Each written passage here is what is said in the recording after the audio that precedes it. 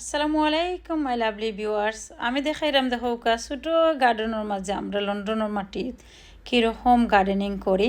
এখানে দেখো আলুর গাছ যে সুন্দর হইছে। তা আলুর পাতা দিয়ে সুটকিসিরা খাইতে খেয়ে পছন্দ করেন। আমি তো আগে খাইতাম, জানতাম না।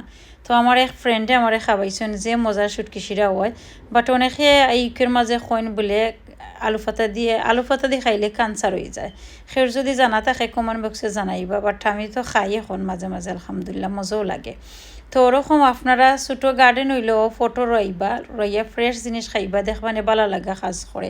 আমিও আগে এটা ভালো পাইতাম না, বাট এখন আমি করি 2-3 বছর ধরে, খুব বেশি পছন্দ লাগে।